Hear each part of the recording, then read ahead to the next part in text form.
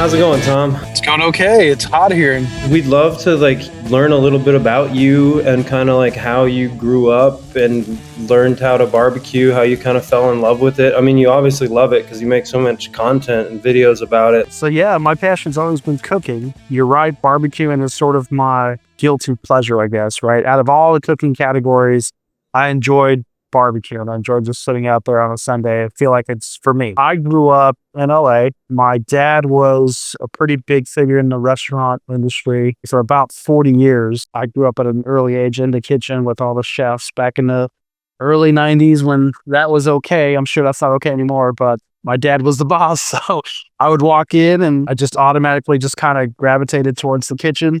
And I remember in particular, this one chef would call me over and be like, "Hey, come here. I want to show you what I'm doing." What was his name? Arturo. So he was like the head chef for a major restaurant, which I'm not going to mention just to keep it all, private. But yeah, he would just call me over and be like, "Here, let me show you what I'm doing." And I was like 10 years old, maybe 8 years old, something like that. And that's when I started learning how to cook and everything that kind of goes on with that, right? My dad was big on hospitality and running the business and, what it took to be a successful restaurant owner. I got the privilege of also seeing the chefs and how to make the food and what goes into making food and all that. So I got both sides of the coin. Do you have any complete disaster stories that maybe involves a celebrity or anything like that? You don't even have to name names. Yeah, I do. Actually quite a bit. There was a restaurant that my dad was the general manager of, or maybe the district manager of the chain. And this particular location was in Burbank Hills, and it was really close to where the original Tonight Show with Jay Leno was, pretty much in that prime time when Jay was on top. So they would come over for lunch or whenever they were either done with the show or after. So I met quite a bit of celebrities, and you'd be surprised how many of them were, rightfully so, because they're enjoying a meal and, they paid a lot of money for privacy, but quite a few of them would just come in and rent out an entire banquet hall to just have some privacy. But some of them were just really rude to the staff and, really picky and wouldn't leave any tips. But, they rented out the entire banquet room. So I can understand that. But yeah, you'll be surprised. There's some great ones that were really nice, but a couple, I'd say a handful, were just rude. And I mean, it was other things too. It was just every order was wrong and you couldn't make it right. And that's the kind of, so there's some horror stories. So you've got this rare combo of LA restaurant hustle plus some engineering background, right? What's kind of one of the food myths or something that you feel like you've really debunked? Food myths? Oh, there's quite a bit out there. So, that's kind of the videos that I like to do. I really like to do science behind cooking, the how comes, not necessarily the how to's. Personally, I'm excited about the sciencey stuff. My wife tells me that I go down that nerdy path a little too much and I tend to lose the audience.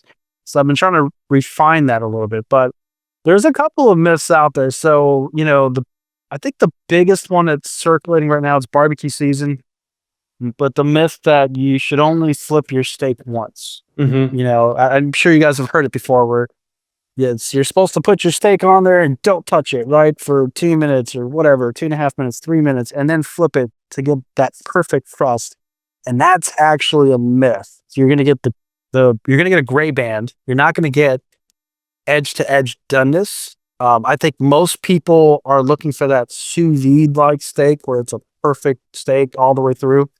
And because you're cooking everything on one side and you're flipping it over and it's just the laws of physics, right? You're going to have one side that's going to be cooked more than the other. And then you're going to get that gray band and the very center of it will be what you want, but the rest of it will be overcooked. So it's actually better to flip your steak every 30 seconds. And you're still going to get the same crust. That Maillard reaction, the browning's still going to happen. The evaporation process is still going to happen. I think another big myth is everyone's into thermometers right now, right? Wireless thermometers. It's good to have an internal sensor. It's, of course, good to have an ambient sensor, but it's actually equally as important to have a sensor right at the surface monitoring that surface temperature. So you can actually control your cooks a lot better knowing exactly what the surface temperature is. Is there something you would like to invent? It's hard to beat the sous vide, to be honest with you. I mean, that's going to get you perfect results every single time based on basically a water bath. But if there would be a way to sous vide something and then automatically sear it after without having to touch it, I think that'd be kind of cool. I know there's a couple of things out there. I think Typher might be trying something with like a air fry oven where it's supposedly going to monitor your temperatures for you, get you close to sous vide results, and then it starts to like sear. Like a hot sear. That would be cool, but yeah, I don't know. I haven't touched that, or I'm not endorsing that. I'm just saying something like that would be cool. Chefs would be out of a job, but yeah, something like that.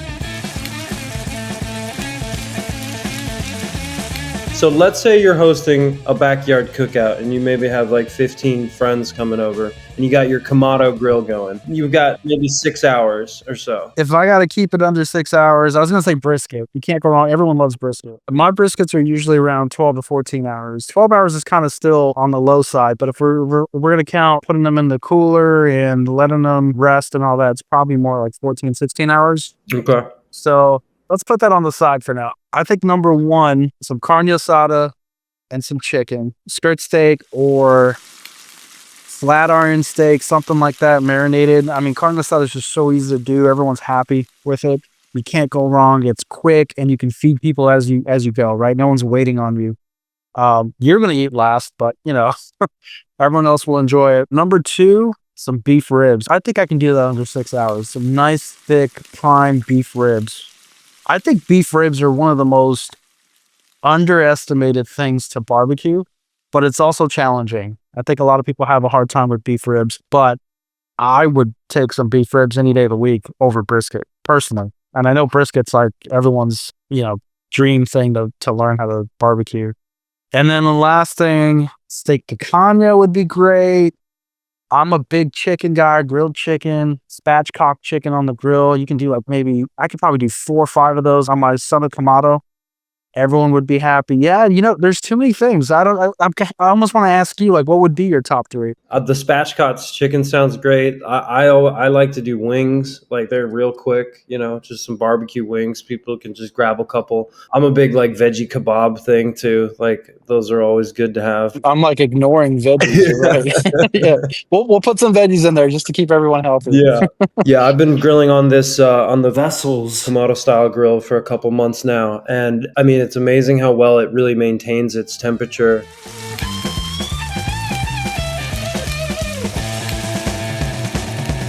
I took some of your advice. I ordered some of the charcoal trays because I really wanted to set up the heat. Can you talk about the importance of having heat zones and stuff like that? So barbecue is no different than being in your kitchen, right? You need some way of regulating the heat.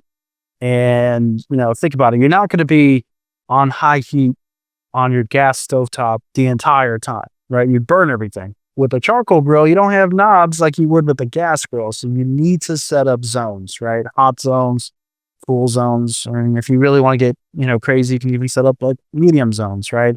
But having charcoal baskets to separate the charcoal and separate those zones, it really allows you to do things like the reverse sear method. All that really is, you're just allowing yourself to control the cooking process. And that's the big takeaway. If you have the charcoal baskets, you can now control the heat. You can control how you use the heat. It just opens up a world of things, indirect cooking, smoking. You can still high heat cooking, searing, all that stuff, but you're in complete control rather than just dumping all the charcoal everywhere and having to deal with, hot zones and cold zones all over the grill that you really can't see and figuring it out, the hard way. So having charcoal baskets is it's the number one rule in charcoal cooking. Well, do you have anything upcoming that you'd like to kind of tell the people about, where to find you? Okay, socials, YouTube, it's Tom's Kitchen. And for both YouTube and Instagram, the handle is Tom Wade, the letter K. So Tom Wade K. That's where you guys can find me.